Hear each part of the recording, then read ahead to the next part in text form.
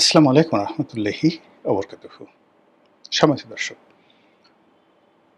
২০২৬ সনের ডিসেম্বর মাসে শেখ হাসিনা ফিরবেন বলে তিনি রয়টার্স নামক যে বিশ্বের প্রধানতম সংবাদ সংস্থা রয়েছে, সেখানে ইন রিটেন লিখিতভাবে একটি সাক্ষাৎকার দিয়েছেন। তারপর সেই সাক্ষাৎকারের প্রেক্ষিতে তিনি বাংলাদেশে ফিরে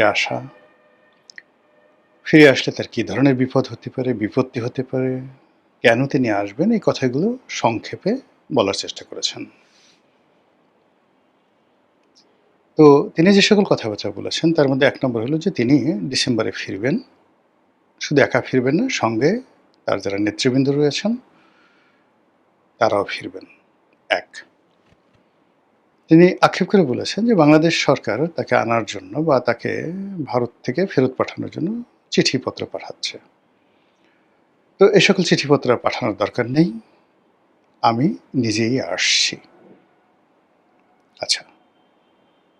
এর আগে তিনি যে কথাগুলো বলেছিলেন সেখান থেকে ১৮০ ডিগ্রি অ্যাঙ্গেলে সরে এসেছেন। তিনি এসে এইবার আত্মসমর্পণ করবেন, জেলে যাবেন এবং যে বিচারিক প্রক্রিয়া রয়েছে সেগুলো মোকাবেলা করবেন। তিনি নিজেকে সাবমিট করেছেন বা তার একটা পোলাইট সাবমিশন আমরা লক্ষ্য করলাম। তিনি যেটি বলার চেষ্টা করেছেন যে তার ভুলভ্রান্তি হয়েছে। দীর্ঘদিন ক্ষমতায় থাকলে একটি সরকার সচরাচর যে ভুলগুলো করে তাদেরও সেই ভুল স্বাভাবিক। তিনি সরাসরি ক্ষমা চাননি, কিন্তু এই যে নিজেকে সাবমিট করেছেন, তারপর তিনি দেশের মাটিতে মরতে চাচ্ছেন, দেশের বিচার ব্যবস্থার প্রতি আস্থা স্থাপন করে তিনি বিচার বিভাগের কাছে আত্মসমর্পণ করতে চাচ্ছেন। এই বিষয়গুলো নিয়ে মানে তার যারা প্রতিপক্ষ তারা শুধুমাত্র যে বদনামগুলো করার চেষ্টা করছে, আরে না, সে ফিরবে না।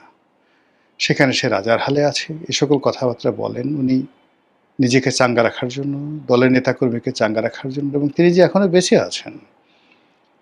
পৃথিবীতে তার যে অস্তিত্ব আছে এটি জানান দেওয়ার জন্য সে বিদেশে বসে সকল বলছে। ফলে বাংলাদেশে যারা বিএনপির লোকজন আছেন, এনসিপি জামাতের লোকজন আছেন, অপেক্ষাকৃত যারা তরুণ,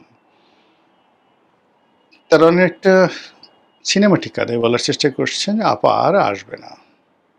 আপার দিকে তাকিয়ে কোনো লাভ হবে না। তারপরে অন্য সব বাংলা ভাষায় যে সকল গালাগাল ইদানিং তারা শুরু হয়েছে, যেভাবে সিডিআই দিয়ে বিভিন্ন কথাবার্তা বলে, ওভাবে শেখ হাসিনা এবং তার বংশজনকে নিয়ে নানা রকম সিডিআই তারা চালিয়ে যাচ্ছেন। কিন্তু এর বাইরে কি হচ্ছে?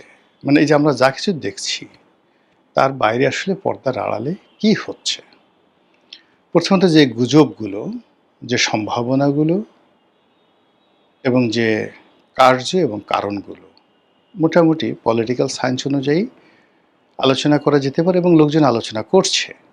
মানে আলোচনা করা যেতে পারে যেগুলো আলোচিত হয়নি সেগুলো, এবং যেগুলো আল্টিমেটলি লোকজন আলোচনা শুরু করে দিয়েছে সেই বিষয়গুলো খুব সংক্ষেপে বলার চেষ্টা করব, তারপর অন্য প্রসঙ্গে যাব। ১ নম্বর ভারতের প্রসঙ্গ। ভারত, কেউ বলছে সরকারকে একটা চাপে ফেলার জন্য শেখ হাসিনাকে ট্রাম্প কার্ড হিসেবে ব্যবহার করছে। কেউ বলার চেষ্টা করছে যে ভারত আর শেখ হাসিনাকে রাখতে চাচ্ছে না। তাদের কাছে মনে হচ্ছে শেখ হাসিনা দিল্লিতে আছে, এটা তাদের জন্য একটা লায়াবিলিটিস, এবং সেই লায়াবিলিটিসের কারণে তারা বাংলাদেশ সরকারের সঙ্গে সম্পর্ক স্থাপন করতে পারছেন না। আর সেই সম্পর্ক স্থাপন করতে না পারার কারণে ব্যবসা বাণিজ্য থেকে শুরু করে তাদের যে আন্তর্জাতিক কূটনীতি, সেই কূটনীতিতে তারা ভীষণ রকম বিপর্যস্ত হয়ে পড়ছেন। তারা আরও বলার চেষ্টা করছেন এই গ্রুপটি যে শেখ হাসিনা একরোখা প্রকৃতির মানুষ, সে কারো কথাবার্তা শুনছে না, ফলে তার দায় দায়িত্ব আর ভারত নেবে না। ফলে ভারত তাকে পুশ-ইন করবে সীমান্ত দিয়ে, অথবা বন্দি বিনিময় যে আইন আছে সেই আইন অনুযায়ী তাকে গ্রেপ্তার দেখিয়ে বাংলাদেশ সরকারের কাছে প্রত্যর্পণ করবে। এটা হলো এক ধরনের আলোচনা। দ্বিতীয় যে আলোচনা, সে আলোচনাটা হলো ঠিক এটার বিপরীত। তাদের বক্তব্য হলো যে শেখ হাসিনা বাংলাদেশে আসতে চাচ্ছেন, এর কারণটা হলো ভারত চাচ্ছে শেখ হাসিনা বাংলাদেশে ফিরে আসুন। এবং আরও ভয়ঙ্কর এবং অসম্ভব রকম বিভিন্ন রকম প্রেডিকশন, কথাবার্তা, আলোচনা এই গ্রুপগুলো করে যাচ্ছে এবং তারা প্রায় সবাই পুরো আওয়ামী লীগের যারা লোকজন, এবং তারা মনে প্রাণে বিশ্বাস করেন, এখানে কোনো যুক্তি নাই, কোনো কিছু নাই, জাস্ট বিলিভ। তারা বিশ্বাস করেন যে শেখ হাসিনার কতগুলো অলৌকিক ক্ষমতা রয়েছে। তারা বিশ্বাস করেন শেখ হাসিনার সঙ্গে নরেন্দ্র মোদীর একটা অসাধারণ কূটনৈতিক সম্পর্ক রয়েছে, যেভাবে ব্রিটিশ প্রধানমন্ত্রী মার্গারেট থ্যাচার এবং আমেরিকান প্রেসিডেন্ট রোনাল্ড রিগানের সঙ্গে ছিল। তো এই কৌশলগত সম্পর্কটি নরেন্দ্র মোদী এগিয়ে নিতে যাচ্ছেন। কেবলমাত্র শেখ হাসিনাকে বাংলাদেশে প্রতিষ্ঠিত করার জন্য তিনি পশ্চিমবঙ্গে বিজেপির সরকার প্রতিষ্ঠিত করেছেন এবং অনেকটা দুর্নাম বদনামের ভাগিদার হয়ে মমতা ব্যানার্জিকে জলে স্থলে অন্তরিক্ষে নিঃশেষ করে দিয়েছেন এবং তার দলটি ভেঙে চুরে ছারখার করে দিয়েছেন। শেখ হাসিনা বাংলাদেশে যেমন জাসদ ভেঙেছিলেন, জাতীয় পার্টি ভেঙেছিলেন, বিএনপি ভাঙার চেষ্টা করেছেন, জামাত ভাঙার চেষ্টা করেছেন, একই প্রক্রিয়াতে নরেন্দ্র মোদী সাহেব পশ্চিমবঙ্গের সমস্ত রাজনৈতিক কালচার ভেঙে চুরে তিনি তার পছন্দের মানুষ শুভেন্দুকে এখানে বসিয়েছেন মূলত শেখ হাসিনা জিকে বাংলাদেশের রাজনীতিতে পুনর্বাসিত করার জন্য। এবং শুভেন্দু যেটা বলছেন যে আমরা শেখ হাসিনাকে বাংলাদেশে পাঠাবো এবং বাংলাদেশে তাকে কর্তৃপক্ষ স্যালুট দিয়ে, just like a prime minister, salute দিয়ে নিতে বাধ্য হবে। এই কথাগুলো পশ্চিমবঙ্গের মুখ্যমন্ত্রী বলেছেন। এটা চারটিখানি বিষয় নয়। একই অবস্থা ত্রিপুরাতে, একই অবস্থা আসামে, একই অবস্থা মণিপুরে এবং বিহারে। তো বোঝার চেষ্টা করুন যে শেখ হাসিনাকে নিয়ে তার যারা লোকজন, তাদের যে অতি উচ্চ আকাঙ্ক্ষা, সেই উচ্চ আকাঙ্ক্ষার সঙ্গে পারিপার্শ্বিক যে অবস্থা, সেই অবস্থা সব কিছু মিলিয়ে একটা চমৎকার চমৎকার রসগোল্লা, রাজনীতির চমচম, রাজনীতির রসগোল্লা তৈরি হয়ে গেছে এবং যে যার মতো করে গপ গপ গপ গপ করে খাচ্ছে। শেখ হাসিনার বিরোধী যারা প্রতিপক্ষ, তারাও রসগোল্লা বানিয়েছে। আহাহা, আওয়ামী লীগ নেই, শেখ হাসিনা নেই, কাজে আগামী 20 বছর, 30 বছর, 40 বছর আমরা নিশ্চিন্তে নির্ভাবনায় চোখ বুজে ক্ষমতায় থাকতে পারবো, এক ধরনের রসগোল্লা। আর আওয়ামী লীগের যারা লোকজন, আপা আজ আসবে, কাল আসবে, পরশু আসবে এবং আসবেই আপা আসলে সব কিছু এলোমেলো হয়ে যাবে। আকাশের যে সূর্য যদি জামাত নেতা শাহজাহান চৌধুরীকে ছায়া দিতে পারেন, শেখ হাসিনা দোষটা করছে কি বলেন তো? জামাত নেতার কথায় যদি সূর্য থেমে যায়, তাহলে শেখ হাসিনার কথায় কেন থামবে না? শাহজাহান চৌধুরীর কথায় কয়জন মানুষ চলে, কিন্তু শেখ হাসিনার কথায় যদি 40 জন লোকের মধ্যে একজন করে অলি আল্লাহ থাকে, প্রতি 40 জন, আমরা বলি না 40 জনের মধ্যে একজন অলি আল্লাহ থাকে, তো শেখ হাসিনার 6 কোটি কর্মী সমর্থক, আওয়ামী লীগ করার লোকজন, তাদের মধ্যে যদি 40 জনে একজন অলি আল্লাহ থাকে, তাহলে আওয়ামী লীগে কতজন অলি আল্লাহ আছে? আর সেই অলি আল্লাহদের সর্দার হিসাবে, নেতা হিসাবে, পীর হিসাবে, তাহলে আপনি শেখ হাসিনাকে কি বলবেন? হজরতুল আল্লাম।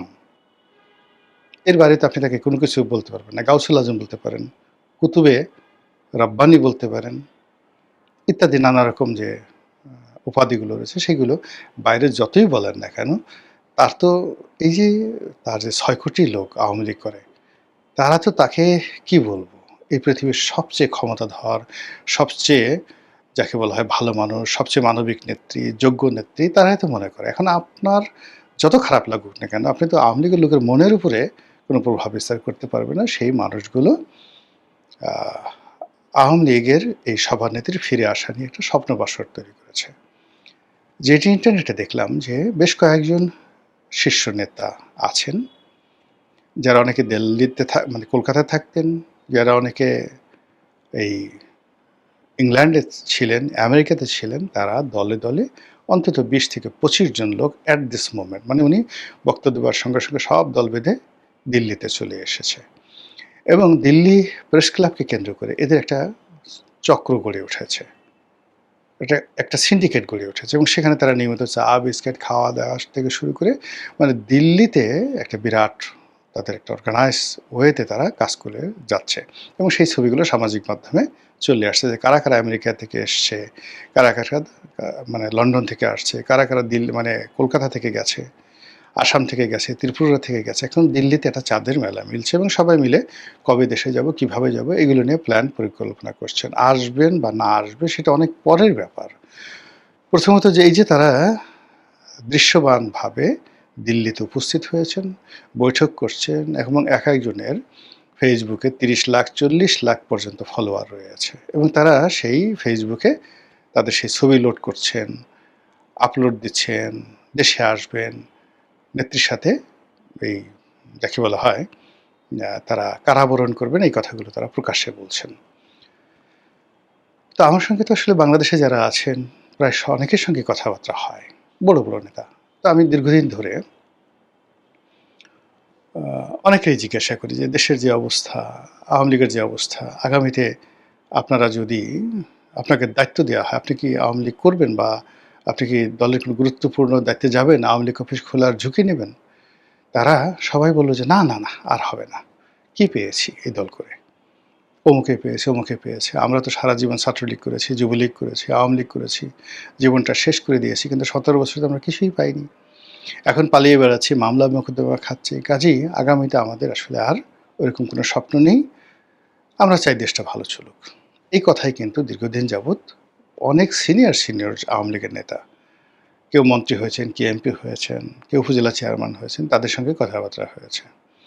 তো এর মধ্যে একজন আমার বন্ধু আছেন, মহিলা সংসদ সদস্য ছিলেন।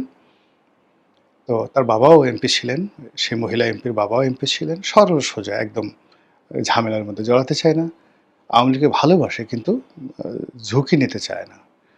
তো সেও মাঝে মাঝে ফোন করতো যে দোস্ত খবর কি ইত্যাদি ইত্যাদি। তা আমি যখন বলতাম ওই একই কথা বলতাম যে সে ধরো তোমাকে একটা জেলার সভাপতি বানানো হলো বা তোমাকে মহিলা আওয়ামী লীগের একটা সভানেত্রী বা সেক্রেটারি বানানো হলো, তুমি কি এই এখন যেখানে পালিয়ে আছো সেখান থেকে বের হবা? না, বের হবো না, বের হবো না, আমি ঝামেলা নিতে যাবো কেন এখন, আমি এখন যেখানে পালিয়ে আছি আমার ঘুম হয় না, আমি এই করি ইত্যাদি ইত্যাদি ইত্যাদি করি। আমি বললাম তোমার কোনো মামলা মোকদ্দমা আছে? বলে না আমার বিরুদ্ধে কোনো মামলা মোকদ্দমা হয়নি, আমি তো এই ধরনের কোনো কাজই করিনি। আমি বললাম তাহলে পালিয়ে আসো কেন? বলে যে আসলে পালিয়ে আসি, লোকজন বলছে যে তোমার পালিয়ে থাকা উচিত, তাই আমরা পালিয়ে আসি। তো এরকম সহজ সরল মানুষ। তো তাকে আমি জিজ্ঞাসা করলাম যে রিসেন্টলি ফোন করেছে যে আসে ধরো নেত্রী এখন আসছে, তুমি কি তোমার এই জায়গা থেকে বের হবা? সে একেবারে বলে হ্যাঁ অবশ্যই বের হব। বের হবো মানে কি? জীবন দিয়ে দেবো। আমি বেশ অবাক হয়ে গেলাম যে কেন জীবন দেবা? বলে কেন জীবন দেবো না, আমার বয়স এখন ৬০-৬২ বছর, আমি তো এই আমার বাবা এমপি ছিলেন, আওয়ামী লীগের এমপি ছিলেন, আমাকে নিজে শেখ হাসিনা এমপি বানিয়েছেন, হয়তো আমার জীবন আর কিছু হওয়া হবে না, কিন্তু আমার চোখের সামনে শেখ হাসিনা বাংলাদেশে আসবে আর আমি ঘরের মধ্যে বসে থাকবো, এই জীবনে বেঁচে থেকে আল্লাহকে আমি রাস্তায় নামবো, আমি মরবো। তাহলে বোঝার চেষ্টা করুন, এই যে শেখ হাসিনা বলছে যে আমি আসবো, এটা নেতাকর্মীদের মধ্যে আমি জাস্ট একটা উদাহরণ দিলাম, সবচাইতে দুর্বল, সবচেয়ে অসহায়, সবচেয়ে ভদ্রলোক একজন ভদ্রমহিলা, নাও ৬০ বছরের একজন ভদ্রমহিলার বা ৬১ বছরের একজন ভদ্রমহিলার আমি কথা বললাম যে মানে এই কয়দিন আগেও বলতো যে ঘর থেকে মরে গেল সে বের হবে না, প্রতিটা মুহূর্তে, আর এখন সেই কথা বলছে। তাহলে এই যে শেখ হাসিনার যে আগমন, তার প্রতিপক্ষরা যেভাবেই নেক না কেন, তার নিজের যারা লোকজন রয়েছেন, হাউ দে আর ট্রিটিং, তারা এটাকে কিভাবে গ্রহণ করছে, তার একটা বাস্তব উদাহরণ দিলাম। এরকম উদাহরণ বললে শত শত উদাহরণ দেয়া যাবে, গল্পের মতো, সব ঘটনা গল্পের মতো।